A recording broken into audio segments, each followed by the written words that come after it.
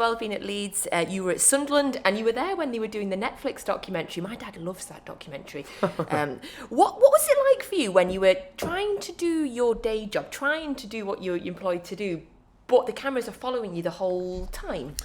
Yeah, not easy. I don't think any manager would be comfortable doing it. And would you want the cameras near you all the time? I think it's very difficult to take them out of your mind, and I think when you look at the documentaries, it's quite a lot of the time they're acting to the cameras, most players and managers, and certainly directors. So it's good viewing, fantastic for the viewer to switch it on, sort of light entertainment. But I think it takes away from the real nitty gritty of what's actually happening in football. Well, it's also how it's produced as well. I had no input into it. It was already agreed before I went, and the input I had into it was they wanted cameras in the dressing room. I said, no, you're not filming training when on a Thursday, Friday when we're doing all our main stuff.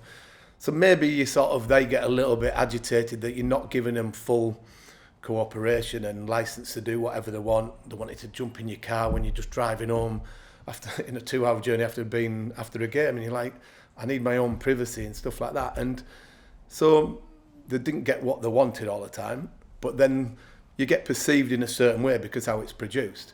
And what I've said to a lot of people is that they saw me celebrating in a game at Norwich where you got green seats, obviously the colours of Norwich City, but then we score there, but they see me celebrating with goal seats behind me at Hull City away, and it's like you've not even produced the actual footage together. And then we were doing I let them do filmers doing the match presentation, but everyone thought that it was like 45 minutes before the game. It was 3 hours before a pre-season game at our training base, and everyone thought, well, I'm not a great man manager or motivator. You don't motivate players 3 or 4 hours before a match day, and so you see that side, but people don't understand the timing of that meeting. And then probably the biggest thing was people said, sometimes you didn't come across as if you were bothered about the club. Well, part of my contractual settlement was that I still had to do interviews for them. So 3 months later after I left, I'm in a hotel in London, 3 different shirts on, talking about previous episodes of the season that had already happened. So I'm not going to speak too openly, motivated about a football club that I'd already been left and sacked from anyway. So people don't know too many things. Well, they don't see that at the time. Yeah. It's only when I put out stuff like today and other times with other interviews that people actually then realise that it's not all in sync of everything that has happened, actually.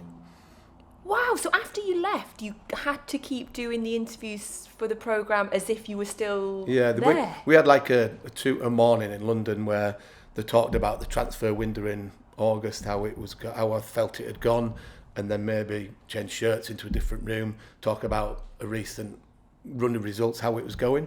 But this was like November, December time, and I'd been left the club 2 months before that. So, yeah, people see it in different ways, and they are decent at times, but when you're in them, you don't need to watch it too often.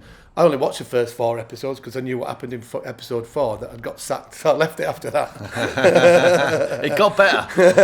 Ask Chris Coleman, because he got sacked at the back of it as well.